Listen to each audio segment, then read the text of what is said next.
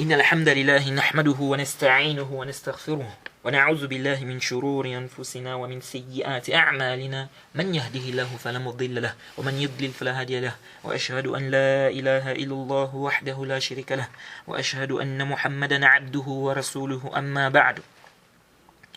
Louange à Allah, le créateur des cieux et de la terre, on le loue tout ce qu'il nous accorde comme bien, comme grâce. On lui demande de prier son prophète Mohammed, sallallahu alayhi wa sallam, sa famille, ses compagnons et tous ceux qui les ont suivis jusqu'au jour de la rétribution. Celui qu'Allah a guidé, personne ne peut l'égarer. Celui qu'Allah a égaré, personne ne peut le guider.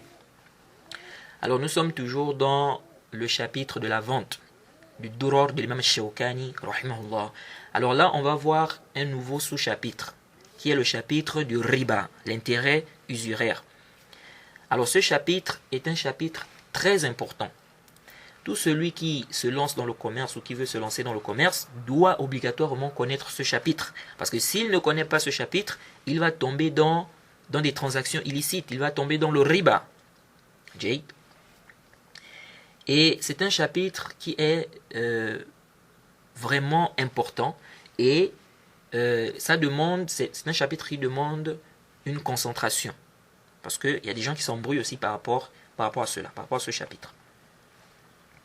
Alors, sachez que les savants sont unanimes sur l'interdiction du riba. Il n'y a aucune divergence sur l'interdiction du riba. Le riba est haram. Et celui qui dit que le riba est halal, c'est un mécréant. Les savants sont unanimes sur l'interdiction du riba. Et nous avons des preuves dans le Coran et dans la Sunna sur l'interdiction du riba. Maintenant, les savants peuvent diverger sur une transaction. Est-ce que cette transaction-là rentre dans le riba ou pas? Ça, c'est autre chose. Mais à la base, les savants sont unanimes sur l'interdiction du riba. Et Allah subhanahu wa ta'ala a dit, selon la traduction rapprochée, Surat 3 au verset 130, « Ô vous qui avez cru, ne pratiquez pas l'usure en multipliant démesurément votre capital et craignez Allah afin que vous réussissiez. » Donc on voit bien ici l'interdiction du riba. Et dans Surat Baqarah verset 278 à 279, Allah subhanahu wa ta'ala dit Ya ayyuhal ladhina amanu taqullaha wa dharu ma baqiya min ar-riba in kuntum mu'minin fa in lam taf'alu fa'dhanu bi harbin min Allah wa rasulihi wa in tubtum falakum ru'usu amwalikum la tazlimuna wa la tuzlamun. Allah subhanahu wa ta'ala dit sur la traduction rapprochée, ô vous qui avez cru, renoncez au reliquat de l'intérêt usuraire. Si vous êtes croyants. Si vous ne le faites pas, alors recevez l'annonce d'une guerre de la part d'Allah et de son messager. Et si vous vous repentez, vous aurez vos capitaux, vous ne léserez personne et vous ne serez point lésés. Alors on voit bien ici l'interdiction du riba.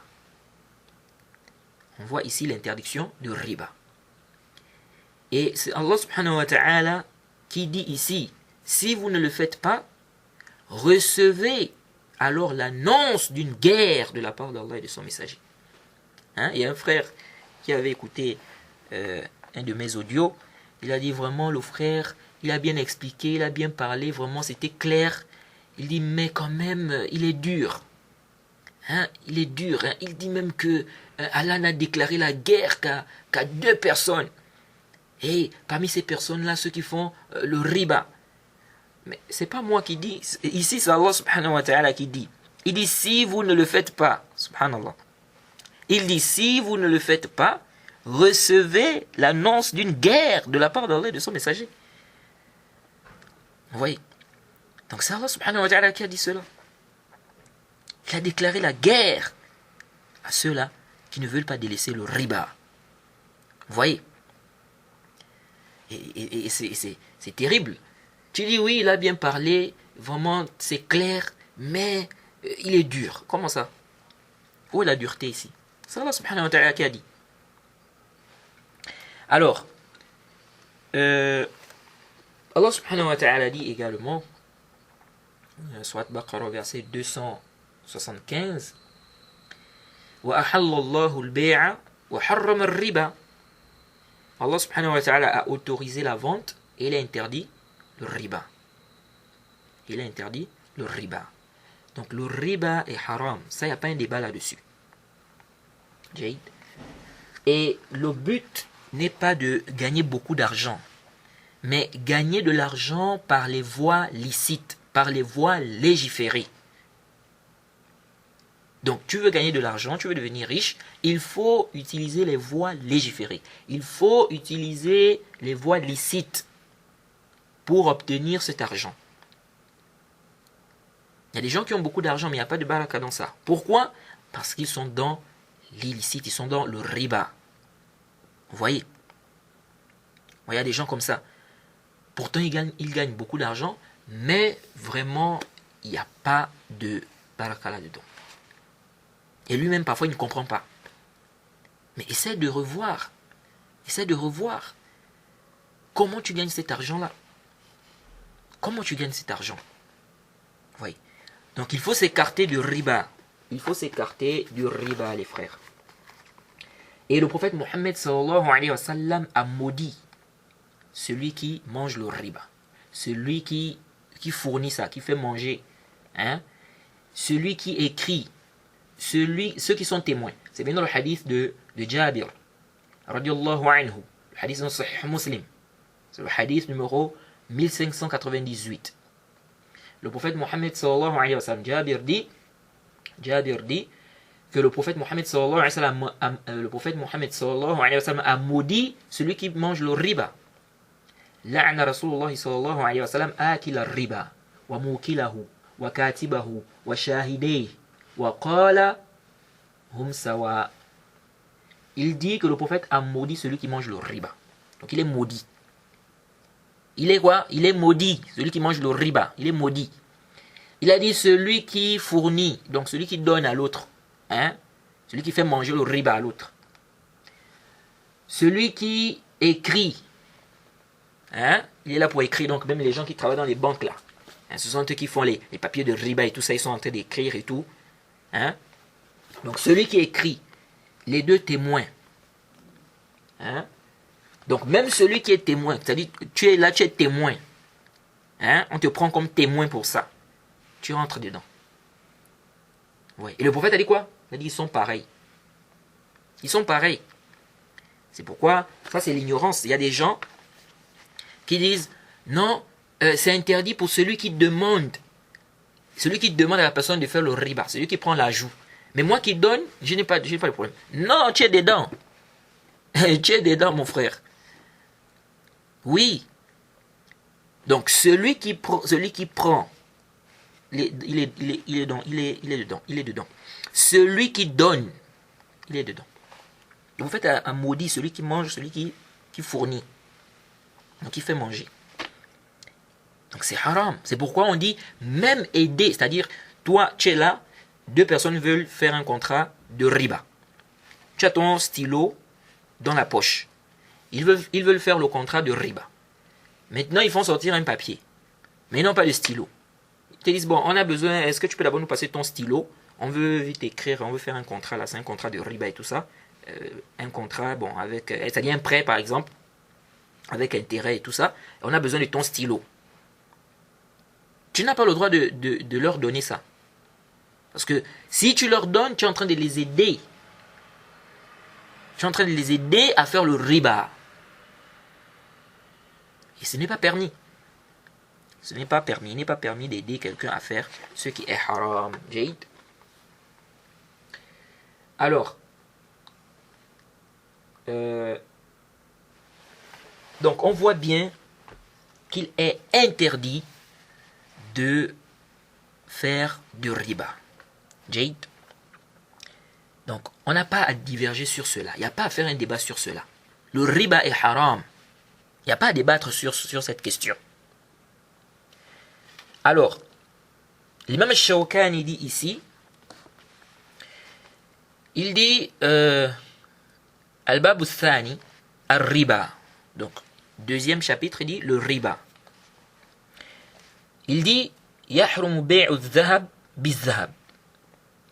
يحرم بيع الذهب بالذهب والفضة بالفضة والبر بالبر والشعير بالشعير والتمر بالتمر والملح بالملح إلا مثلا بمثل يدا بيد وفي إلحاق غيرها بها خلاف وفي إلحاق غيرها بها خلاف فإن اختلفت الأجناس جاز التفاضل إذا كان يدا بيد. On va d'abord s'arrêter sur cela. L'imam al-Shawkani dit il est interdit de vendre de l'or contre de l'or, de l'argent contre de l'argent, du blé contre du blé, de l'orge contre de l'orge, des dattes contre des dattes, du sel contre du sel, sauf si c'est quantité égale contre quantité égale. Jade, sauf si c'est quantité égale contre quantité égale. Main à main. Main à main, c'est-à-dire je te donne, tu me donnes. Jade. Ensuite, l'imam Shawkani dit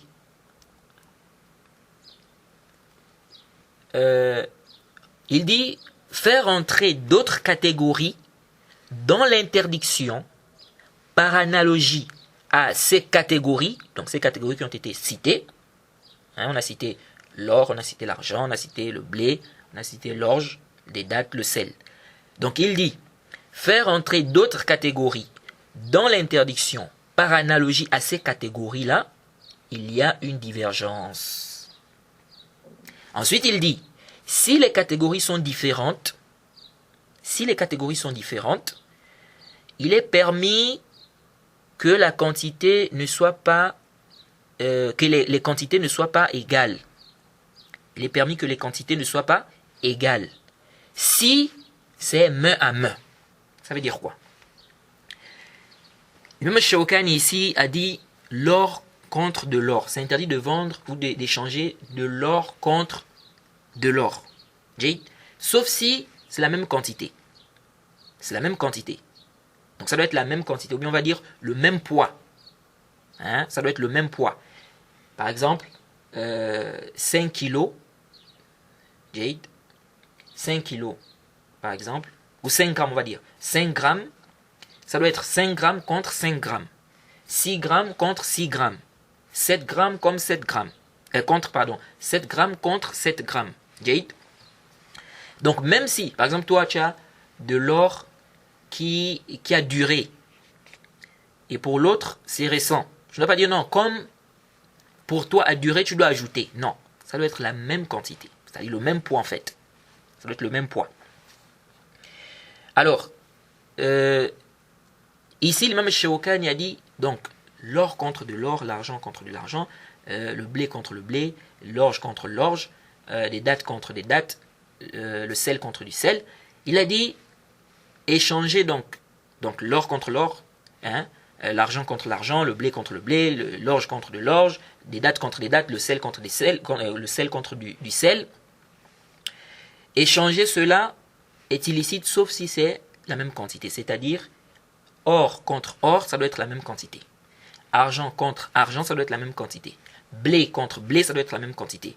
Orge contre orge, ça doit être la même quantité. Date contre date, ça doit être la même quantité. Milh, donc le sel contre le sel, ça doit être la même quantité. Jade. Maintenant, il a dit, ça doit être main à main également. Donc, ça doit être sur place. Ça veut dire que si j'ai de l'or, tu as de l'or, Jade, moi je vais échanger mon or avec ton or, ça doit être la même quantité, c'est-à-dire le même poids. Et ça doit être sur place. Ça veut dire quoi? Ça veut dire que je te donne, tu me donnes. Tu ne dois pas me dire, moi je te donne de l'or et tu m'apportes pour toi demain. Non. Jade, je vais échanger de l'argent. Jade, ça doit être sur place, ça doit être la même quantité. C'est-à-dire, je vais échanger de l'argent contre de l'argent. Ça doit être sur place, ça doit être la même quantité. Jade. Maintenant, il dit, si les catégories sont différentes, il est permis que les quantités ne soient pas égales. à condition que ça soit main à main. Ça veut dire quoi? On a dit l'or contre de l'or. Si tu veux échanger de l'or contre de l'or, ça doit être la même quantité, ça doit être sur place. Ça doit être le même poids, ça doit être sur place. Maintenant, l'imam Shawkani dit, si les catégories sont différentes, il est permis que les quantités ne soient pas égales. Ça veut dire quoi? Ça veut dire on a l'or et on a de l'argent. On veut échanger l'or contre de l'argent. Ici, les catégories sont différentes ou pas? Les catégories sont différentes. Parce que l'or, n'est-ce pas, c'est une catégorie, l'argent, c'est une autre catégorie. Jade. Donc, ici, les catégories sont différentes. Donc, si les catégories sont différentes, il est permis que les quantités ne soient pas égales. Il est permis que les quantités ne soient pas égales. Mais ça doit être main à main. Ça doit être sur place. Donc, je te donne, tu me donnes. Jade. De même, si je veux échanger du blé contre de l'orge. Du blé contre de l'orge. Ça doit être sur place, mais les quantités peuvent ne pas être égales. Jade. Alors, ça c'est ce qu'il faut déjà retenir ici. On va résumer. Les six choses qui ont été citées là. Les 6 choses qui ont été citées par l'imam Shawkani ici. Si tu échanges les mêmes catégories, ça doit être sur place et ça doit être la même quantité. Ça veut dire que si tu veux échanger l'or contre de l'or, ça doit être la même quantité et ça doit être le même poids, ça doit être sur place. Ça veut dire main à main, je te donne, tu me donnes. Tu ne dois pas retarder.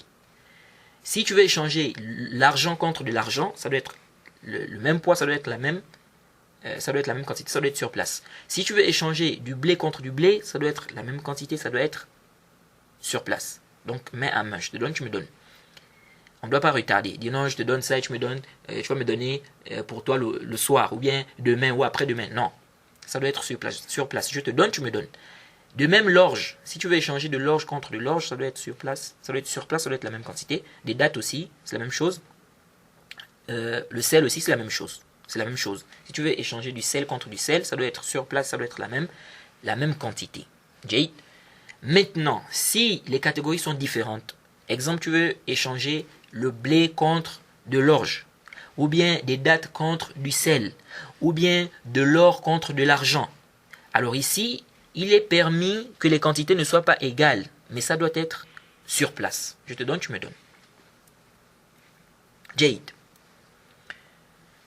Ça, c'est ce qu'il faut retenir ici. Maintenant, l'imam Shawkani a dit faire entrer d'autres catégories, Jade, faire entrer d'autres catégories dans l'interdiction par analogie à ces catégories-là, il y a une divergence.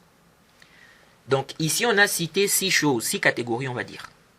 Jade, on a cité l'or, on a cité l'argent, on a cité le blé, on a cité l'orge, on a cité les dattes et on a cité le sel. Ces 6 catégories-là,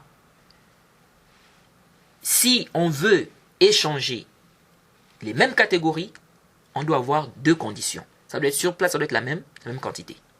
Si les catégories sont différentes, n'est-ce pas, on peut échanger comme on veut, c'est-à-dire que les quantités peuvent... ce n'est pas une condition que les quantités soient égales, mais il faut que ça soit sur place, donc main à main. Jade, dans ces 6 choses-là, maintenant, est-ce que le riba se limite à ces 6 choses-là? C'est-à-dire, est-ce qu'on se limite juste à ces 6 choses-là? Ou bien il y a d'autres choses aussi, si on échange des mêmes catégories, ça doit être sur place la même quantité. Par exemple, le riz. Ici, le même Shawkani n'a pas cité le riz. Jade, est-ce qu'on va dire que le riz aussi, si tu veux échanger le riz contre du riz, ça doit être la même quantité, ça doit être sur place. Hein? Par exemple, tu as du riz parfumé. Tu veux échanger ça contre du riz qui n'est pas parfumé. Est-ce qu'on va dire ici que ça doit être la même quantité, ça doit être sur place? Jade, souvent pendant le Ramadan, principalement au Gabon, beaucoup de gens font ça. Ils échangent des sacs de riz. Hein? Parce que quelqu'un a reçu le riz à la fin, à la fin c'est-à-dire le jour de la fête. Souvent, il y a des gens qui reçoivent des sacs de riz, hein, comme Zakat al-Fitr, etc. lorsqu'ils reçoivent ça, parfois il y a des gens qui veulent échanger. Ils disent, bon, moi, je n'aime pas ce riz-là, etc. Il veut échanger ça avec un autre sac de riz. Est-ce qu'il a le droit d'échanger ça si les quantités ne sont pas les mêmes? Est-ce qu'il a le droit d'échanger ça si ce n'est pas sur place? Donc, je te donne le sac de riz, tu vas me donner ton sac de riz le soir. Est-ce que c'est permis ça? Alors, l'imam Shawkani a dit quoi ici? Il a dit faire entrer d'autres catégories dans l'interdiction par analogie à ces catégories-là, donc aux catégories qui ont été citées, il y a une divergence. Et Inch'Allah, on va détailler cela. Alors, ce que l'imam Shawkani a dit ici, ce n'est pas une invention. C'est venu dans un hadith. C'est venu dans un hadith, c'est-à-dire les catégories que l'imam Shawkani a citées ici. C'est venu dans le hadith de Ubada ibn Samit. Ubada ibn Samit. Le hadith est dans le Sahih Muslim. Et ce hadith, c'est une base dans le chapitre de riba. Quand on parle du riba, ce hadith, c'est une base. On peut même dire que c'est un pilier. En fait, tu ne peux pas parler de la question du riba et faire abstraction de ce hadith. Et faire abstraction de ce qui est venu dans ce hadith. Faire abstraction de ce qui est venu dans ce hadith.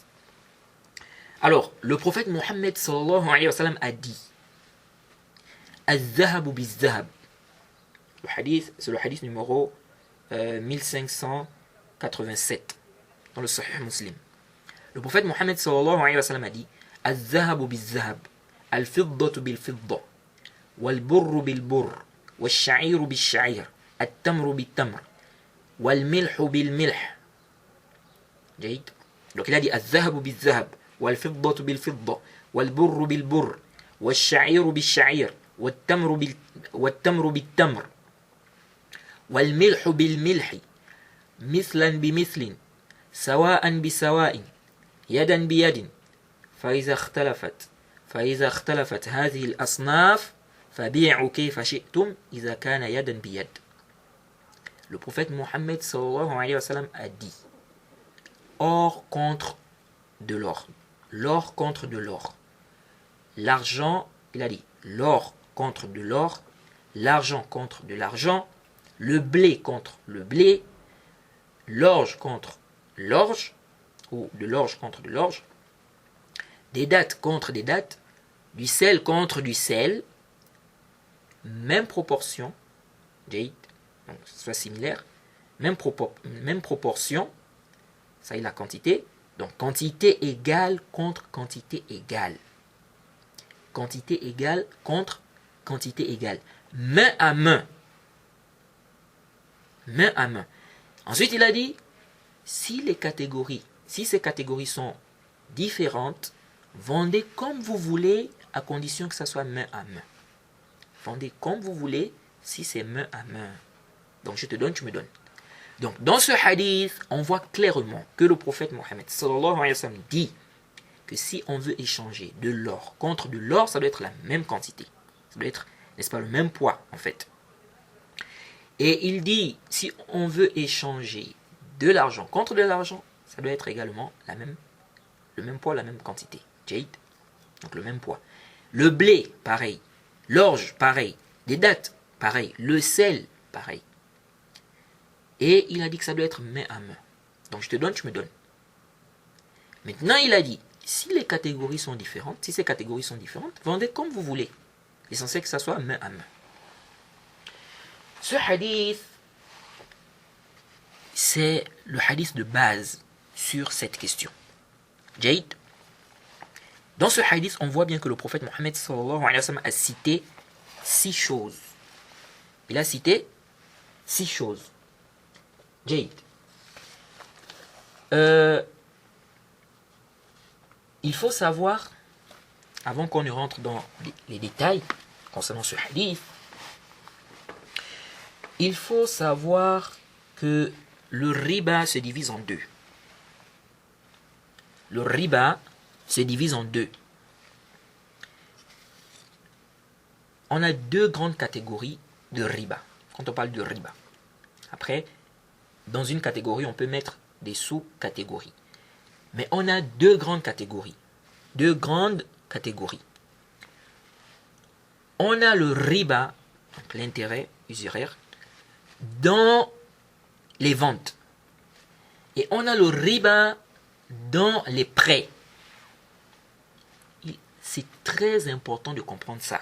Parce que beaucoup de gens se sont égarés dans le chapitre de riba parce qu'ils n'ont pas fait la différence entre ces deux choses-là, entre ces deux catégories-là. Et ils ont mélangé les questions. On a le riba dans les ventes et on a le riba dans les prêts.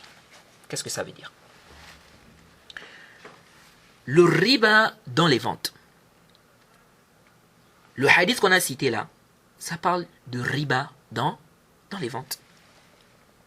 C'est-à-dire que je veux échanger de l'or contre de l'or, l'argent contre de l'argent, du blé contre du blé, de l'orge contre de l'orge, des dattes contre des dattes, du sel contre du sel. Ça doit être sur place. Ça doit être la même quantité. Ça, c'est le riba dans les ventes. Ça veut dire quoi? Ça veut dire que si tu n'as pas respecté ces conditions-là, tu tombes dans le riba. Donc, exemple, tu veux échanger l'or contre de l'or. Mais ce n'est pas le même poids. Ici, tu tombes dans quoi? Vous tombez dans le riba. Ou bien, tu veux échanger des dattes contre du sel. C'est le même, c'est des dattes contre du sel. Ce n'est pas, c'est la même quantité par exemple, mais ce n'est pas sur place. Vous êtes dans le riba. C'est-à-dire, ce n'est pas main à main. Vous êtes dans le riba. Jade. Lorsque tu échanges des catégories différentes, vous pouvez échanger comme vous voulez, mais ça doit être sur place, main à main. Lorsque tu échanges des mêmes catégories, tu dois avoir deux conditions. Ça doit être sur place et ça doit être main à main. Ça, c'est très important de comprendre ça. Donc là, on est dans le riba, dans les ventes. Et pour le moment, on est encore en train de parler des 6 choses qui ont été citées. Parce que il y a des gens, je ne sais pas. Vraiment, je ne sais pas. Quand on a expliqué, quand on a fait les cours, quand on expliquait, on parlait des conditions de la vente, etc. Je crois, on a parlé de certaines questions. Il y a des gens qui ont compris de certains cours qu'on était en train de dire que à chaque fois que tu vas faire l'échange entre deux choses, ça doit forcément être sur place, ça doit être la même quantité. Non. Ce n'est pas dans tout. Ce n'est pas dans tout. Donc là, on est d'abord en train de parler des six catégories. Et on va voir quelles sont les catégories qui rentrent également dans l'interdiction. Ou quelles sont les choses qui rentrent également dans l'interdiction. Parce que les gens s'embrouillent vraiment dans le chapitre de riba. Il y a des gens qui pensent par exemple, maintenant, il y a des gens qui font l'échange de téléphone. Quelqu'un a un téléphone, il veut échanger ça avec un autre téléphone. Mais par exemple, son téléphone est déjà vieux. Donc, celui avec qui il va faire l'échange, lui dit, comme ton téléphone est vieux, tu me donnes, j'accepte, tu me donnes ton téléphone, mais il faut que tu mettes quelque chose en haut. Donc tu ajoutes quelque chose, par exemple 10 000 ou je sais pas, quelque chose. Il y en a qui pensent que ça c'est du riba. Non, ce n'est pas du riba. Ce n'est pas du riba ici. Parce que le riba dans les ventes, dans les transactions, l'échange, le riba dans l'échange ou dans les ventes, ce n'est pas dans tout. Ça ne rentre pas dans toute chose. C'est-à-dire, le riba n'intervient pas dans toute chose. En ce qui concerne les ventes. Ça, le riba intervient dans certaines catégories, dans certaines choses. Il faut connaître ça. Et c'est ce qu'on va détailler, Inch'Allah. Mais déjà, il faut retenir que les 6 choses qu'on a citées là, ça c'est venu dans le texte, c'est venu dans le hadith. Le prophète a cité ça. Les 6 choses qu'on a citées là, le riba intervient dans ça. Jade. Alors, donc on a le riba dans les ventes et on a le riba dans les prêts. Et intabihuhuna. Le riba dans les ventes, les savants ont divergé sur certaines choses. Est-ce que ça rentre dans... Est-ce que le riba intervient dans ces choses-là ou pas? Et on verra, Inch'Allah, la divergence des savants par rapport à cela.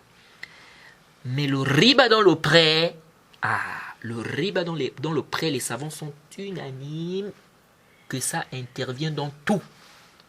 Tout ce que tu vas prêter à quelqu'un, si tu conditionnes qu'il te rende cette chose-là avec intérêt, avec un plus, avec quelque chose en plus, avec un profit, c'est du riba.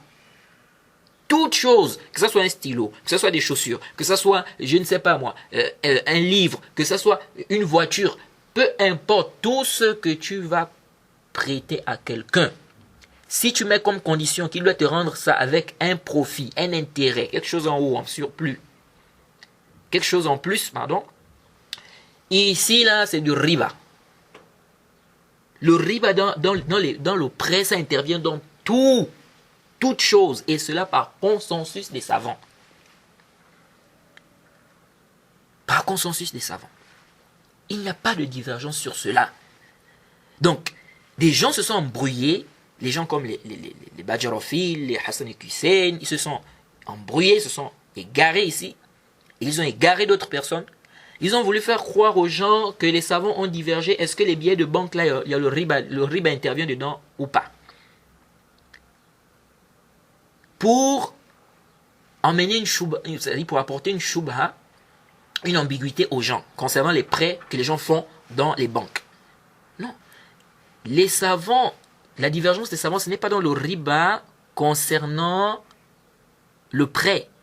Parce que eux, ils parlent des questions de prêt et ils veulent embrouiller les gens en disant non, mais est-ce que vous savez même que les savants ont divergé si le riba intervient dans les billets de banque là, oui ou non? Non, ils ont divergé dans quoi? Dans le riba concernant les prêts ou bien le riba concernant les ventes? La divergence, ce n'est pas dans le riba concernant les prêts. Le riba concernant les prêts, ça rentre dans tout, ça intervient dans le riba intervient dans toute chose concernant les prêts. Tout ce que tu vas prêter, prends la voiture, hein, mais à condition que quand tu vas me rendre la voiture, tu me rends ça avec ceci en haut, avec cela. Ah, tu mets quoi? Tu mets un profit, un intérêt ici. Donc, le riba dans les prêts, ça intervient dans tout. C'est pourquoi cet égaré d'Islam ibn Ahmed, il a compris ça. Il a compris ça. Et qu'est-ce qu'il a fait? Lui, il a maintenant apporté une autre ambiguïté. C'est quoi? De dire qu'en fait, la banque ne te fait pas un prêt. Parce qu'il a compris en fait que ici, ils ne vont pas s'en sortir en fait. Pourquoi? Parce que le riba dans les prêts, ça intervient dans tout en fait. Dans tout ce que tu vas prêter à quelqu'un. Si tu mets comme condition qu'il doit te rendre ça avec intérêt, si tu mets comme condition qu'il doit te rendre ça avec intérêt, ça rentre dans le riba. Peu importe la chose, même si ce n'est pas de l'argent. Même si ce n'est pas de l'argent. Donc, il a compris que bon là, ils ne vont pas s'en sortir. Parce que ces gens-là, c'est ça en fait. C'est-à-dire que ce sont des gens qui sont là pour appeler les gens à faire, n'est-ce pas, des prêts dans des banques. Avec intérêt. Donc, lui, en fait, il a compris ça.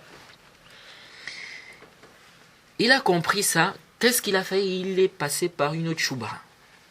Dire non, en fait, vraiment, ces gens-là sont terribles, quoi. Vraiment, les gens de l'innovation, c'est ajib. C'est pourquoi il faut vraiment faire, c'est-à-dire il faut faire très attention. Il ne faut pas écouter n'importe qui. Voilà comment on va égarer des gens. Et vraiment, ces gens-là, c'est triste parce que tout ce monde qui sont en train d'égarer là, qu'est-ce qu'ils vont dire devant Allah quand ils vont mourir?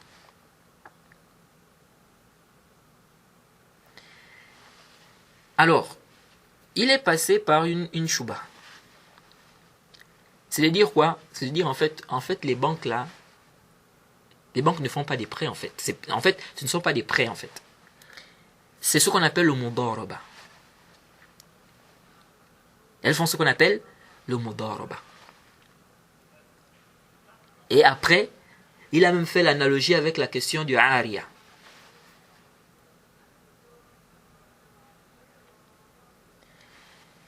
Le mudaraba c'est quoi? Ou bien al-qirad. Parce que les savants, du Hijaz, ils parlent de Mudaraba, et ceux de l'Irak parlent de Al-Qirad. Si je ne m'abuse, je crois que c'est ça.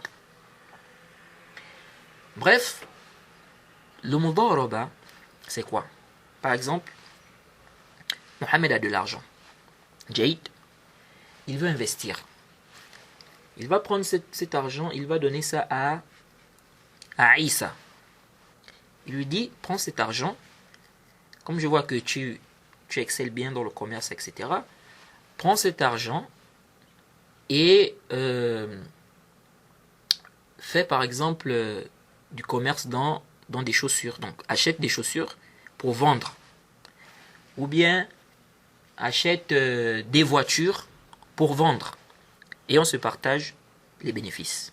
Tu as par exemple, je sais pas moi, 40% et moi j'ai 60%. Ou bien tu as 50%, j'ai 50%, ça dépend de leur arrangement, c'est-à-dire comment ils vont s'arranger. Alors on parle de quoi? On parle de Mudaraba. On parle de Mudaraba. Donc on a quelqu'un qui a le capital, il donne à l'autre qui va travailler. Et ils se partagent les bénéfices.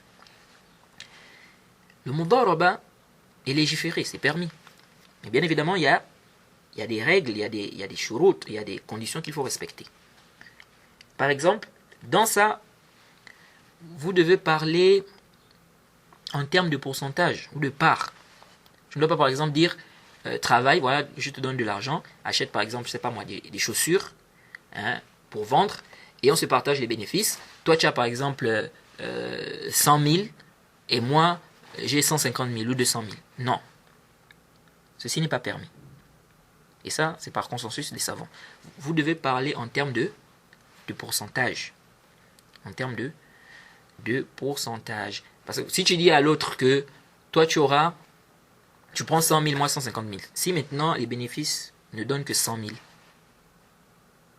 ou bien ça ne donne que 150 000, vous avez mis dans le contrat qu'il doit avoir par exemple 100 000, toi 150 000. Mais les bénéfices n'ont donné que 150 000. On fait comment? Vous voyez, ça peut créer des problèmes. Donc ce n'est pas permis. Alors que si vous parlez en termes de pourcentage, il n'y a pas d'ishkal. Donc même si les bénéfices ne font que 150 000, si tu as dit, toi tu as 40%, ou bien si toi tu dis que tu as 60%, lui il a 40%, et si vous allez partager ça, il n'y a pas de problème. Tu auras tes 60%, lui il aura ses 40%. Donc on doit parler en termes de pourcentage, ou bien de part. Et ceci, je ne connais aucune divergence des savants sur cela. Maintenant, Intabihuhuna. Lui, il dit, Islam al-Ahmadi, c'est la mudaraba. Donc, c'est comme si, en fait, la banque, quand la banque te donne de l'argent, là, c'est comme si, en fait, c'est comme la mudaraba. Donc, quelqu'un a de l'argent, il a le capital, il te donne, il te dit, fais quelque chose avec, c'est-à-dire un commerce, quelque chose. Ensuite, on se partage les bénéfices. Donc, lui, il fait comprendre que c'est ça, en fait. Donc, la banque t'a donné de l'argent, Jade, et toi, tu vas donner à la banque quoi? Tu vas donner à la banque, tu vas rembourser ça à la banque avec un intérêt. Jade. Et c'est vraiment agib. Il y a d'autres qui font le axe aussi. Lorsque tu déposes de l'argent en banque, ils disent c'est la mudaraba. Donc la banque va prendre cet argent, la banque va utiliser ça, etc. Après, elle va te rendre ça avec intérêt. Donc elle peut utiliser ça, elle aura certains bénéfices dans des choses. Ensuite, elle va te remettre ça avec intérêt. Ça, c'est-à-dire expliquer, dire que ce que la banque fait, ce n'est pas du prêt, mais c'est la mudaraba, ça c'est complètement batil. Jade, c'est-à-dire tout celui qui va en banque déjà, avant même qu'on rentre dans des tafasil, avant qu'on rentre dans les détails, tout celui qui va en banque, il sait très bien, c'est-à-dire celui qui va prendre un prêt en banque, il sait très bien qu'il va faire un prêt. Et que la banque va faire quoi? Va lui prêter de l'argent. Et c'est ça très bien. Donc, lui, il veut un prêt. C'est-à-dire, il va demander de l'argent à la banque. Il sait très bien que c'est un prêt qu'il est en train de faire. Quel mudaraba? Il y en a qui disent, non, parce qu'ils ont appelé ça prêt. Non, ce n'est pas parce qu'ils ont appelé ça prêt. En réalité, c'est le prêt. Ce n'est pas parce qu'ils ont appelé ça prêt. En réalité, c'est le prêt. C'est le prêt. Et celui qui va en banque prendre de l'argent, qu'il sait qu'il va rembourser avec intérêt, il sait très bien que c'est un prêt. Il ne faut pas vouloir embrouiller les gens. Ensuite, nous disons, ça ne rentre pas dans le cadre de... Même si, supposons même que ça rentre, disons que ça rentre dans la mudaraba. Supposons. Mais ici, là, ça s'est transformé en prêt. Lèche. Pourquoi? Et c'est là où il y a la réfutation. Lorsqu'on fait un contrat de mudaraba, il n'est pas permis de garantir le capital. Ça veut dire quoi? Lorsque tu as ton capital, tu donnes à quelqu'un, tu dis bon, voilà, fais du commerce, on va se partager les bénéfices. Tu n'as pas le droit de mettre comme condition que ton capital doit être garanti. Ça veut dire quoi? Lorsque tu donnes ce capital-là, il se peut qu'il y ait des pertes, il se peut qu'il y ait des bénéfices. Tu ne dois pas dire par exemple, tiens, fais du commerce, s'il y a des pertes, peu importe, tu dois me rendre mon capital. Même si tu n'as pas été négligent, même si tu n'as pas transgressé. S'il y a des pertes, c'est toi qui endosses ça. Ceci n'est pas permis. Ceci n'est pas permis. C'est pourquoi, même quand on travaille, lorsqu'on est lorsqu'on fait une société, lorsqu'il y a c'est-à-dire les gens sont des partenaires dans une société, travaillent ensemble, ils sont associés, vous devez partager les pertes. Vous devez vous partager les pertes. Jade. Donc, ici, dans la question du mudaraba, tu ne dois pas dire à la personne qui va travailler que en cas de perte, tu me rends mon capital. Non. Parce que les pertes ici, c'est par rapport, ce sera sur quoi? Ce sera sur ça. Sur ce capital-là. Tu ne dois pas dire à la personne que peu importe, même si on a des pertes, tu dois me rendre mon capital. Tu dois me rendre mon capital. Même si tu n'as pas été négligent. Même si tu n'as pas transgressé. On dit non. Vous ne devez pas mettre ça comme condition. Parce que si vous mettez ça comme condition, déjà, les savants ont expliqué que ce n'est pas permis de garantir le capital dans la question du mudaraba. Et si vous faites ça, qu'est-ce qui se passe? Si vous faites ça, ça se transforme en prêt. Ça se transforme en prêt, ça devient un prêt. Tu lui as donné de l'argent, il fait du commerce, vous partagez les bénéfices, tu dis, en cas de perte, tu me rends mon capital. Ça devient quoi? Ça devient un prêt. Donc, il t'a donné, c'est-à-dire, toi, tu lui as donné comment on appelle, le capital, et lui, il fait quoi? Il travaille. Ça devient quoi? Du moment où tu mets comme condition qu'il doit te rendre ton capital, ça devient un prêt. Et comme toi, tu as droit aux bénéfices, n'est-ce pas? Ce sera du riba. Donc ici, tu auras quoi? Tu auras un profit sur un prêt. Un profit dû à un prêt. Et ça, c'est pas permis. Tu as mis ça comme condition. Ce n'est pas permis. Et vous allez tomber dans le riba. Intabihu lihaza. Faites très attention. Donc, même si on suppose que c'est la mudaraba, ce que la banque fait là, toujours est-il que c'est haram. Parce qu'on te met comme condition que tu dois rendre ce qu'on t'a donné là. Donc ça se transforme en prêt. Parce que c'est ça le prêt. Je te donne quelque chose, tu dois me rendre ça. C'est ça. Je te donne, tu dois me rendre ça. Ok? Ça c'est la base. Donc, ici là, quand tu donnes, tu mets ça comme condition. C'est une condition, short. Tu dois me rendre mon capital. Ici, ça se transforme en prêt. Et ce n'est pas permis. Donc, même si on dit que ce que la banque fait là, c'est la mudaraba, nous disons, toujours est-il que c'est haram. Donc vous ne vous en sortez pas. Pourquoi c'est haram? Parce que ici, la banque te met comme condition que tu dois rendre l'argent qu'elle t'a donné. Et c'est vice-versa. Vice-versa. Même lorsque tu vas déposer de l'argent en banque, n'est-ce pas? La condition, la banque doit te rendre ça. C'est pas un cadeau. Vous voyez? Donc, ici, on est toujours dans le riba. Ça, c'est important.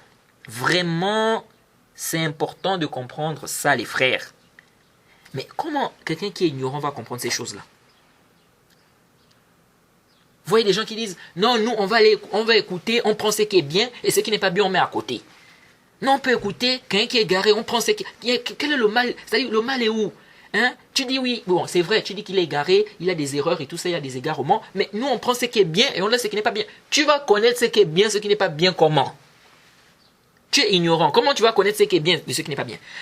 Une question pareille, voilà, il t'apporte une choubha comme ça. Comment toi tu vas savoir qu'ici, là, il est à côté de la plaque? C'est-à-dire, il s'est vraiment embrouillé, il s'est égaré ici.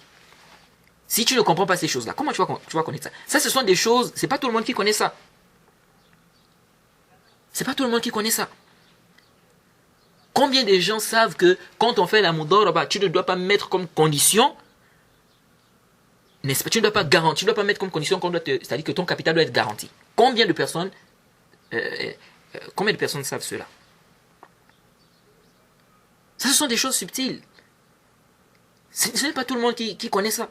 Il faut vraiment que quelqu'un ait vraiment étudié le chapitre de la vente, hein, pour comprendre ces choses-là. Et même, parfois il y a des gens qui étudient ce chapitre-là, mais on ne leur explique pas ces choses-là. Parce que, voilà, les gens, parfois certaines personnes, c'est-à-dire, ces personnes-là apprennent comme ça, en haut, comme on dit. Donc, une telle chose, comment tu vas connaître que là, il est à côté de la plaque, que là, il s'est égaré, que là, il est en train d'embrouiller les gens? Vous voyez? Donc ça, c'est un point qui est important. Ensuite, lui, il a fait quoi? Ce Islam ibn Ahmed, cet égaré-là. En plus de ça, il a voulu faire l'analogie avec Al-Ariya. Déjà, l'analogie, ça c'est complètement batil. Il a fait comprendre que le prophète Mohammed sallallahu alayhi wa sallam avait pris quelque chose, donc il a pris une Ariya, donc il avait fait un prêt, qu'il a, c'est-à-dire qu'il a pris ça comme, on peut dire, il a dit que c'était une Ariya qui était garantie. Qui était garantie. Donc, qu'est-ce qu'il a voulu faire comprendre cet égaré de Islam ibn Ahmed? La Ariya, par exemple, c'est quoi? C'est-à-dire, j'ai par exemple quelque chose, Jade, je te donne cela, Jade, pour utiliser. Tu utilises ça un temps, après tu me rends. On parle de Ariya. Je te donne ça, je te dis, tu utilises et tu me remets cela. On parle de Ariya. Lui, il a voulu faire comprendre quoi? Cet égaré d'Islam ibn Ahmed. Il a voulu faire comprendre qu'en fait, la Ariya, à la base, tu n'es pas, celui qui prend ça n'est pas garant, en fait. C'est-à-dire, si maintenant toi tu as pris quelque chose, hein, par exemple, moi je viens, je te donne la chose, je te dis, bon, par exemple, garde ça, mais tu peux utiliser ça. Tu peux utiliser. Donc je te donne pour utiliser. Mais après, tu me rends cela. Si la chose là se gaspille, ce n'est pas toi qui es responsable. C'est-à-dire, tu n'as pas été négligent, tu n'as pas transgressé quoi que ce soit. Par exemple, on va dire, un voleur est venu, il a volé ça. Ou bien, il y a eu par exemple un feu et ça s'est brûlé. Ce n'était pas toi, c'est-à-dire tu n'étais pas responsable de ce feu-là. Ou bien tu n'as pas été responsable, n'est-ce pas, par rapport au vol. Quelqu'un a volé, tu as pris n'est-ce pas, les mesures nécessaires pour bien garder la chose, mais voilà, il y a eu un voleur. Quelqu'un est venu, il a volé, il a pris. Donc, tu n'as pas été négligent et tu n'as pas transgressé. Tu n'as pas été négligent, c'est-à-dire que tu n'as pas négligé ce qu'on t'a demandé de faire. Hein? Tu n'as pas transgressé, c'est-à-dire que tu n'as pas fait ce qu'on ne t'a pas demandé de faire. Hein? Il t'a pas dit, par exemple, si il te dit ne fais pas telle chose avec ça, et toi tu fais, on dit ici tu as transgressé. Parce qu'il t'a dit de ne pas faire ça. Mais tu n'as pas été négligent, tu n'as pas transgressé. La chose s'est gaspillée. Qui est responsable? Tu n'es pas responsable. Jade. Donc lui, il a voulu faire croire quoi? Inch'Allah, je pense que ça va venir ce chapitre-là, quand on va parler de Al-Ariya. Il a voulu faire comprendre que, à la base, tu n'es pas responsable. Hein? Donc si tu n'as pas été négligent, si tu n'as pas transgressé. Mais ici, le prophète a quand même une condition. Il a dit que c'est une Ariya qui est garantie. Il a dit quoi? C'est une Ariya qui est garantie. Alors, intabihuhuna. Donc il a voulu faire comprendre que même si la chose en fait la personne n'est pas garante, la personne n'est pas garante par rapport à cela, mais elle peut mettre ça comme condition. Jade. Pour en fait faire croire quoi? Qu'en fait ici, la banque peut te dire, je te donne de l'argent, et puis ici tu es garant. C'est-à-dire que si, tu dois me rendre en fait mon argent. Jade, tu dois me rendre mon argent. Déjà, dans le hadith, quand le prophète a dit que c'est une aria qui est garantie, qu'est-ce que ça veut dire? Qui est garanti par rapport à quoi? C'est-à-dire que si ça se gaspille, ou bien c'est garanti, c'est-à-dire que je vais te rendre ça. Il y a cette hypothèse-là. Mais déjà ici, on ne peut pas faire l'analogie. On ne peut pas faire l'analogie avec la question de l'aria. On ne peut pas faire l'analogie concernant la mudaraba avec la question de l'aria. Vous savez pourquoi? Parce que si on garantit le capital dans le mudaraba, on tombe dans quoi? On tombe dans quelque chose qui est illicite. Ça va conduire au riba. Ça va conduire au riba.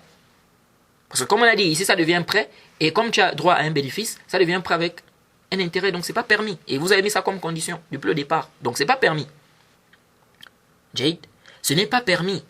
Donc on ne peut pas ici dire, non, il n'y a pas de mal, on peut mettre ça comme condition. Non, la condition, on peut mettre la condition tant que ça ne contredit pas une nos, ou tant que ça ne nous conduit pas vers quelque chose qui est haram. Mais ici, ça nous conduit à quelque chose qui est haram. Donc comment on va mettre ça comme condition? Ça ne peut pas être, ça ne peut pas aller. Et puis la aria, ça ne rentre pas dans les contrats de contrepartie à la base. Or, la mudaraba, ici, il y a une contrepartie. Jade, il y a une contrepartie. Donc, tu travailles et tu as droit à un bénéfice. Je te donne l'argent et j'ai droit à un bénéfice. Donc, ici, là, c'est un contrat de contrepartie. Donc, comment on va faire l'analogie entre ça et ça? Je te donne, je te dis, tu utilises. Il n'y a pas d'intérêt dans ça. Donc, je te donne, tu utilises. Après, tu me rends. Jade. Donc, ici, là, on ne peut pas faire, n'est-ce pas, l'analogie.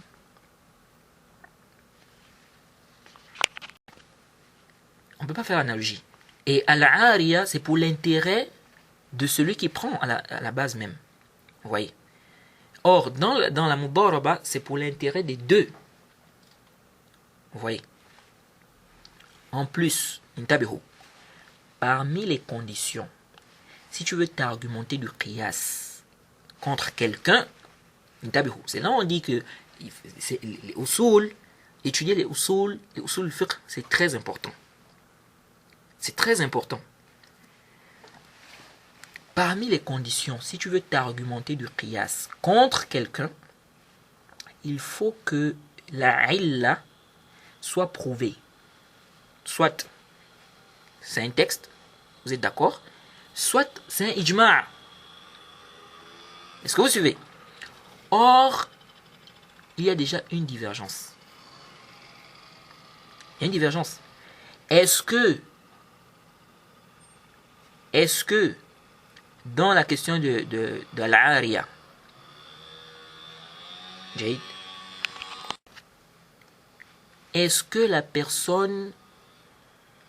la chose que tu prends là est garantie ou pas? Il y a une divergence. Il y en a qui voient qu'à la base, c'est garanti. Sauf si, n'est-ce pas, il y en a qui voient que c'est garanti, il y en a qui voient que c'est pas garanti, sauf si tu as été négligent ou tu as transgressé. C'est-à-dire, si tu as été négligent ou transgressé, c'est normal, si tu as été négligent, bien si tu as transgressé, tu dois rendre la chose. Jade. Mais tu n'as pas été négligent, tu n'as pas transgressé, il y en a qui voient qu'à la base, ce n'est pas garanti. Donc ça veut dire que s'il y a un problème, tu n'es pas responsable. Du moment où tu n'as pas été négligent, tu n'as pas transgressé. Donc ici, les savants ont divergé déjà sur cette question. Donc comment tu peux t'argumenter de cela? et faire l'analogie avec la question du mudaraba. Parce que celui, par exemple, qui voit qu'à la base même, quand tu prends la aria, Jade, à la base même, c'est garanti, Jade, parce qu'il va te dire, dans le hadith, ce n'est pas clairement mentionné que c'était une condition. Donc lui, il voit par exemple que quand le prophète a dit que c'est une aria qui est garantie, il dit c'est ça même. C'est-à-dire que la aria est garantie. Donc lui, il voit qu'à la base, c'est déjà ça. Donc comment toi, tu vas prendre ça comme dalil contre lui? Parce que toi, c'est-à-dire tu viendras, tu vas dire, ici, il a mis ça comme condition. À la base, ce n'est pas garanti. Il a mis ça comme condition. Donc ici aussi, on peut mettre ça comme condition, même si à la base, ce n'est pas garanti. On va te dire non. Comment tu peux t'argumenter de ça alors que lui, déjà, à la base, il te fait comprendre, il n'est pas d'accord avec toi qu'à la base, ce n'est pas garanti. Lui, il voit qu'à la base, c'est garanti. C'est-à-dire que la aria, la personne porte les responsabilités. C'est-à-dire qu'il y a la garantie ici. Jade, lui, il voit que ça, c'est la base. Et donc, il ne considère pas ici que c'est une condition. Il ne considère pas que c'est une condition qui a été mise. Vous voyez? Donc, toi, tu ne peux pas prendre ça comme dalil. Parce que toi, tu viens, tu dis, à la base, il n'y a pas de garantie, mais le prophète a mis ça comme condition. Il te dit, non, à la base, il y a la garantie. Il n'a pas mis ça comme condition. Il a dit, non, c'est une aria qui est garantie. Donc, comment tu vas prendre ça comme dalil pour t'argumenter contre lui? Oui. Donc, ça, tu peux peut-être ramener ça avec, c'est-à-dire, lorsque tu discutes avec celui qui est d'accord avec toi, qu'à la base, la aria, il n'y a pas de garantie. Sauf si, maintenant, les personnes mettent ça comme condition. Jade. Et comme j'ai expliqué, on ne peut pas faire l'analogie entre la aria et la question du mudaraba. Parce que mettre cette condition dans la question de la aria, si on dit que à la base ce n'est pas garanti, ça nous conduit par ce qui est haram. Contrairement à la question du mudaraba. Jade. En conclusion, si on veut mettre une condition dans un contrat, Jade, on veut mettre une condition dans un contrat, il n'y a pas d'ishkal, il n'y a pas de problème. On avait déjà parlé de cette question, le fait de mettre des conditions dans un contrat. En résumé, peut-être qu'il y en a qui ne vont pas comprendre tout ce qu'on a expliqué là. En résumé, le fait de faire l'analogie concernant la aria, c'est-à-dire faire cette analogie en disant que comme à la aria,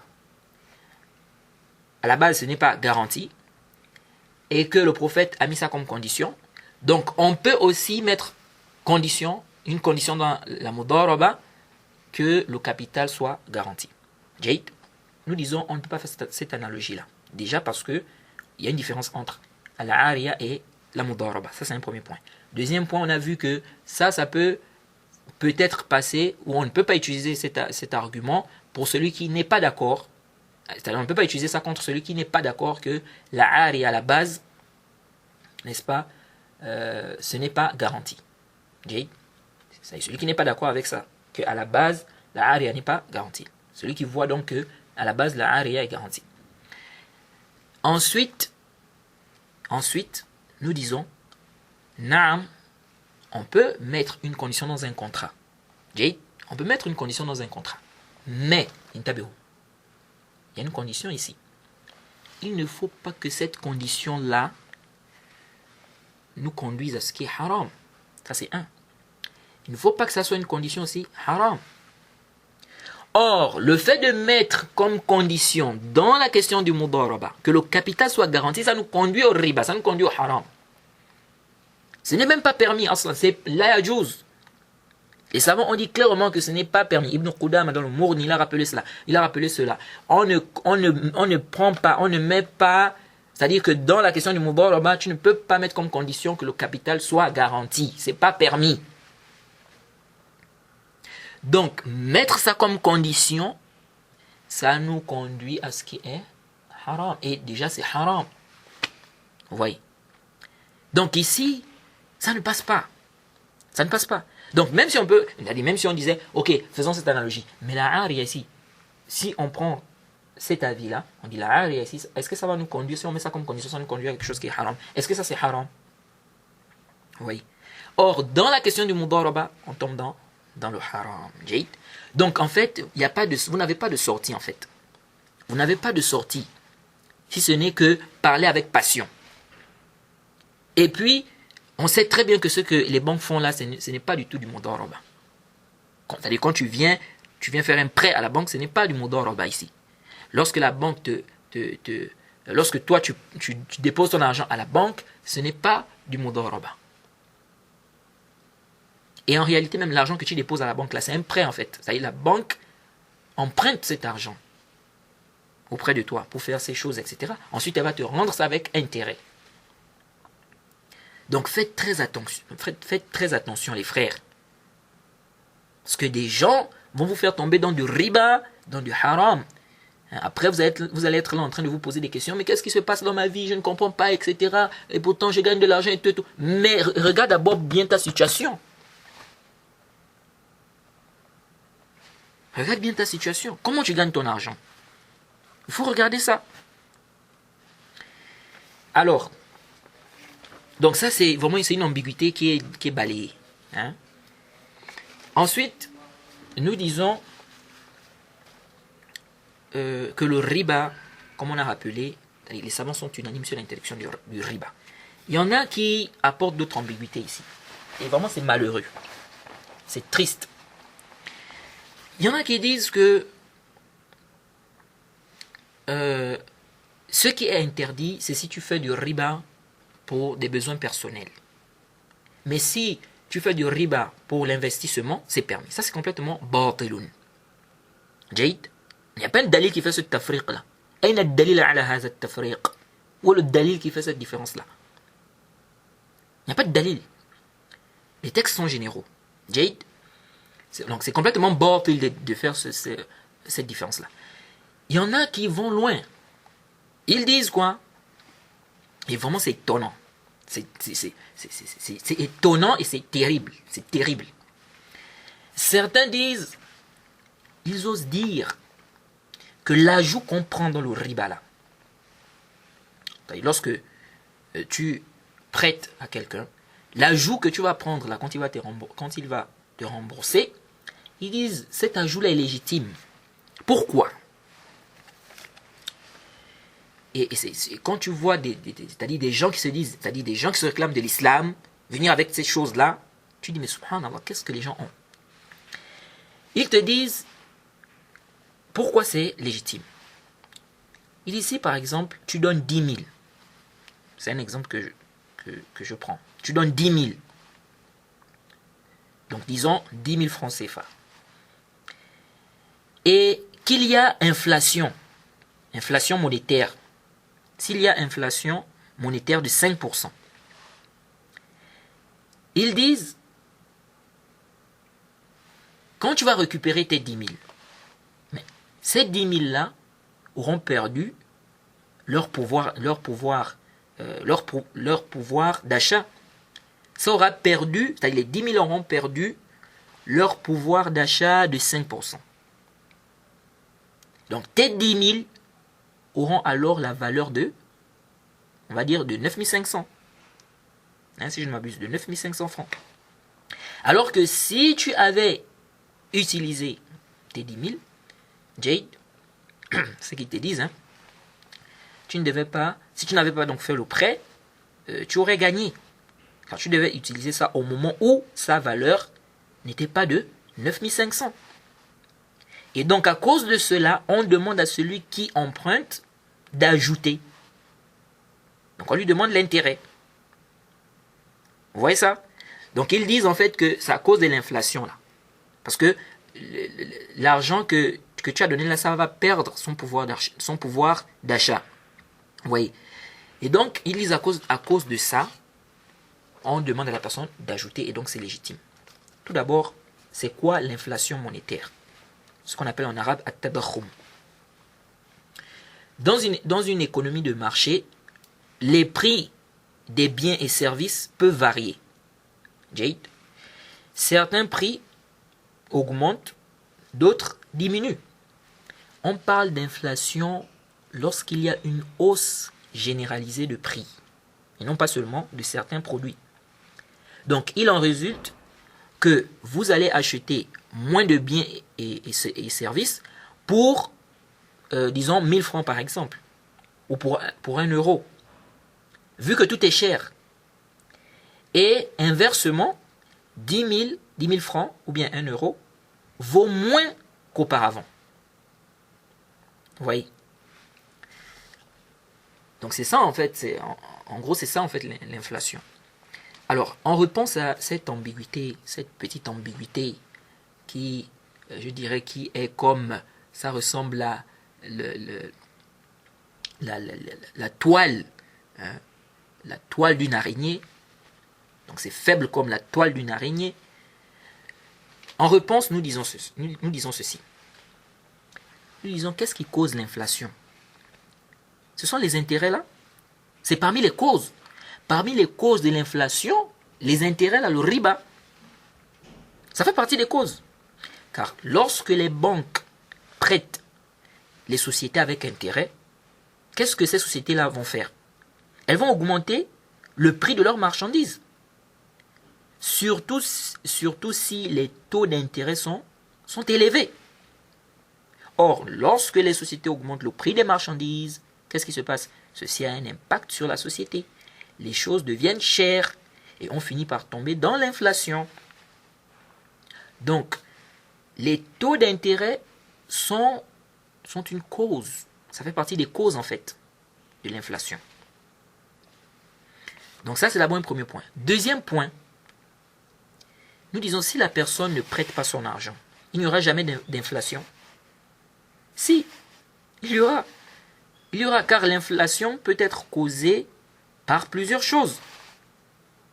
Donc, ce n'est pas celui qui emprunte qui est responsable de l'inflation. Donc, pourquoi lui demander de payer pour une chose dont il n'est pas responsable?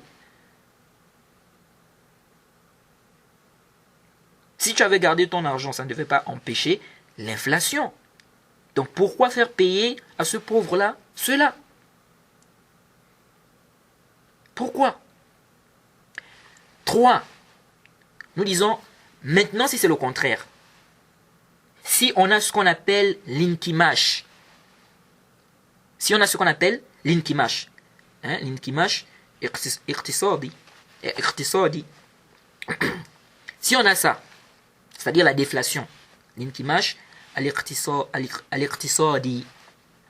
Donc là, la déflation. Si on a la déflation, qu'est-ce qu'on fait? Donc, au lieu de l'inflation, là, maintenant, on est dans la déflation. Donc, l'inkimash. Si on a ça, qu'est-ce qu'on fait? C'est-à-dire le contraire. Parce que la déflation, c'est le contraire de l'inflation. Hein? C'est quoi? La déflation, comme on dit, c'est un gain de pouvoir d'achat. C'est un gain de pouvoir d'achat de la monnaie qui se traduit par une baisse durable du niveau général des prix. Donc si on est en face de l'inkimash al-iqtisadi, qu'est-ce qu'on fait? Comme ce qui s'est passé au Koweït avec le dinar koweïtien après la guerre du Golfe. Donc est-ce qu'on va dire celui qui a emprunté doit juste rendre ce qu'il a pris, pas plus? Ou bien on dit il doit rendre moins parce qu'il y a eu la déflation, donc l'inkimash. Il y a eu l'inkimash, donc il y a eu la déflation. Donc est-ce que ici là on va lui dire de donner moins? Donc ici aussi on doit lui dire quand tu vas rendre, tu dois rendre moins. Tu dois rendre moins parce que il y a eu déflation. Plus que vous dites à cause de l'inflation, ok? Donc on lui demande de donner un plus. Nous disons, bon, si maintenant c'est le contraire, on a l'inkimash, on a la déflation. Est-ce qu'on va dire à celui qui a emprunté de donner moins que ce qu'il a eu à prendre, parce qu'il y a eu déflation. Si vous dites non, on ne regarde pas ça, on dit ici aussi on ne regarde pas ça. Pourquoi quand c'est l'inflation, vous dites non, il doit ajouter, ou bien vous dites qu'il doit ajouter par rapport à l'inflation, mais maintenant, quand il s'agit de la déflation, dites non, il ne doit pas donner moins, il doit donner ce qu'il a pris. Lèche, pourquoi? Donc si vous n'êtes pas d'accord là-bas, nous disons aussi, ici aussi, vous ne devez pas être d'accord. On ne veut pas être d'accord. Donc ça ne tient pas, ça ne tient pas. Et c'est batil même, parce que ça c'est apporter des choses pour contredire les textes. Le riba est haram. Et le riba dans le prêt, comme j'ai dit, on verra ça, les savants ont mentionné un consensus sur cela. Les savants sont unanimes que le riba dans le prêt, c'est dans tout. Et c'est haram. Donc, tu n'as pas apporté des objections ici, ou vouloir justifier ce qui est haram. C'est haram, c'est haram. C'est haram, mon frère, tu veux quoi? C'est haram. Il faut patienter. Il faut utiliser les moyens halal. Tu es musulman. Donc, si tu es musulman, tu dois te conformer, tu dois accepter le jugement d'Allah subhanahu wa ta'ala. Et tu ne dois pas être là en train de toujours entrer. Non, comme ça, apporter des explications qui ne tiennent absolument pas pour vouloir justifier ce que tu ne dois pas justifier, ce qu'on ne doit pas justifier. Et Allah subhanahu wa ta'ala dit, Surat 24, verset 51, إنما كان قول المؤمنين إذا دعوا إلى الله ورسوله ليحكم بينهم أن يقولوا سمعنا وأطعنا وأولئك هم المفلحون. Allahu Akbar. Allah subhanahu wa ta'ala dit, sur notre traduction rapprochée, la seule parole des croyants, quand on les appelle vers Allah et son messager, pour que celui-ci juge parmi eux, est nous avons entendu et nous avons obéi. Et voilà ceux qui réussissent. Voilà ceux qui réussissent. C'est ça. La seule parole des croyants, quand on les appelle vers Allah et son messager, pour que celui-ci juge parmi eux, est nous avons entendu et nous avons obéi. C'est ça. Quant au fait de chercher des fausses explications, des choses qui sont bordes là pour venir rejeter des textes, ça ne fait pas partie du comportement qu'un musulman doit avoir.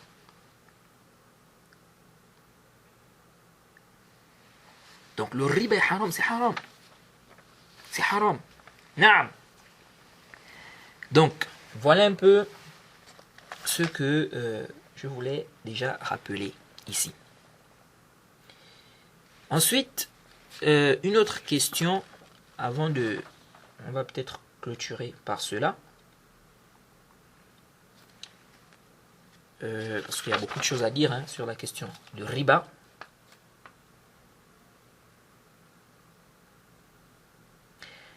Alors, les savants traitent une question. Est-ce qu'il est permis de faire du riba en terre de guerre? Alors, les savants ont divergé. L'imam Abu Hanifa et Mohamed ibn Hassan al-Shaybani, son élève, ceux-là, vous voyez qu'on peut faire du riba en terre de guerre. Et même, ils disent même, c'est-à-dire ils ont même un avis selon lequel, donc les savants qui ont permis le riba en terre de guerre, selon lequel deux musulmans qui s'islamisent et qui ne font pas la hijra, qu'ils peuvent faire du riba entre eux. Ils restent dans c'est-à-dire des gens qui se sont islamisés, c'est-à-dire c'était des koufars à la base, ils sont entrés dans l'islam,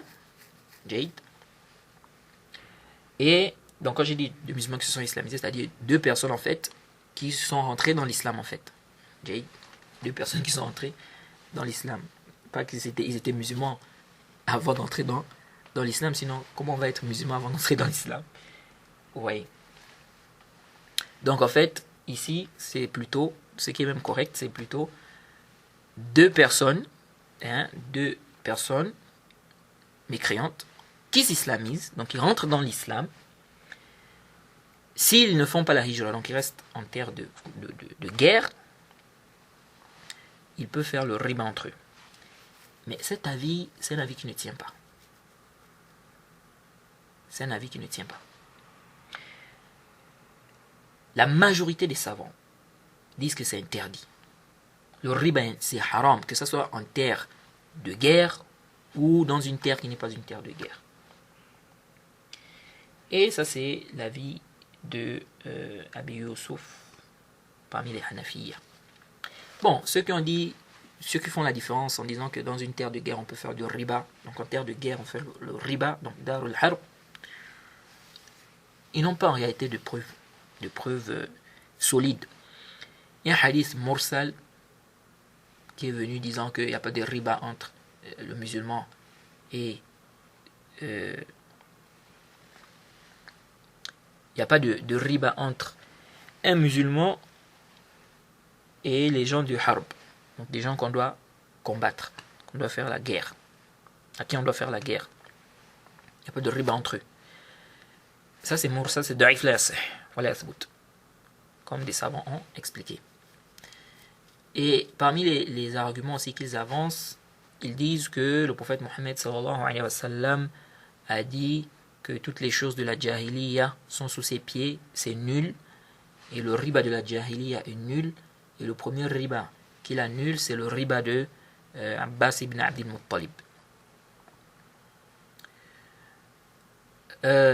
Ils ont dit quoi, l'istidlal, certains ont dit, bon ici, ça montre que c'est permis parce que ils disent que si le riba était déjà, la Mecque, c'était à la base, c'était d'abord une terre de, c'est-à-dire qu'avant que ça ne devienne un pays, bien endroit islamique, une terre islamique, c'était d'abord une terre de guerre.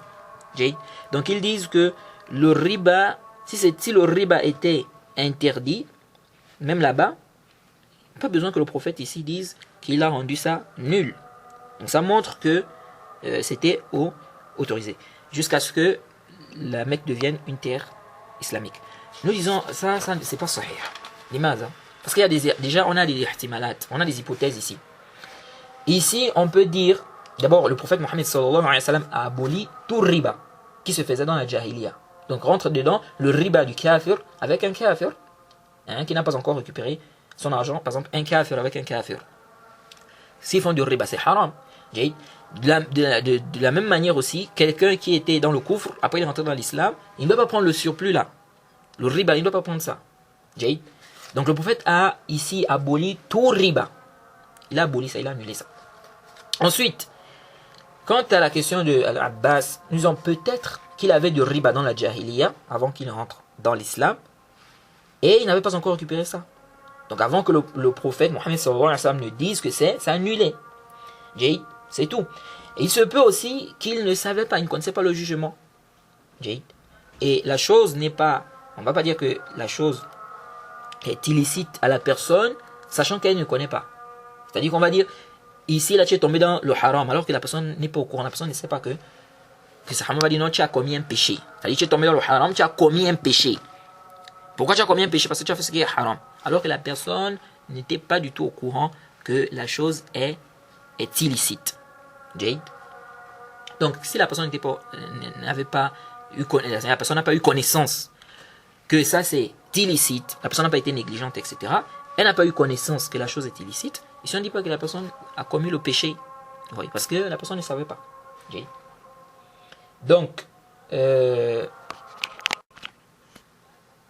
Donc ici, le prophète Mohammed sallallahu alayhi wa sallam a fait comprendre qu'il annule le riba là. Donc le riba, n'est-ce pas, qu'il a eu à faire dans la jahiliya. Donc c'est pourquoi le prophète Mohammed sallallahu alayhi wa sallam ici a dit cela. Et c'est pas parce que non c'était une terre de guerre et que non c'était permis dans les terres de guerre. Non. Et d'abord, où est-ce qu'on tire ça même du hadith? C'est pas quelque chose qui est clair dans le hadith. C'est pas quelque chose qui est clair dans le hadith. Dans tous les cas, nous avons plusieurs textes sur l'interdiction du riba. Et ces textes-là ne font pas d'exception. On ne peut pas prendre un texte où on a des hypothèses, où on peut apporter des hypothèses, peut-être, pour venir, n'est-ce pas, mettre tous ces textes-là, qui sont généraux, hein, mettre ça de côté et dire que non, on va prendre le texte là disant que quand il s'agit d'une terre de guerre, on peut faire le riba. Là. En plus, on a une qaïda qui dit lorsqu'on a une preuve et que cette preuve a plusieurs hypothèses, on peut plus argumenter de ça sur la chose. Parce qu'il y a plusieurs hypothèses. Oui. Ça, c'est un risque de prendre un texte comme ça alors qu'on peut, n'est-ce pas, comprendre ceci, on peut comprendre ceci, on peut comprendre cela. Donc il y a des hypothèses. Hein? Donc comment on va venir aux gens, non, faites le riba quand il s'agit, quand vous êtes dans des terres, si c'est une terre de guerre, faites le riba là-bas, en se basant sur un texte comme ça. Oui. Et la majorité des savants ont pris les textes généraux. Ils ont dit que les textes ne font pas la différence entre le riba dans une terre de guerre et le riba dans une terre qui n'est pas une terre de guerre. Donc le riba est haram. Et venir restreindre ces textes-là sans dalil, ce n'est pas permis. Il faut un dalil.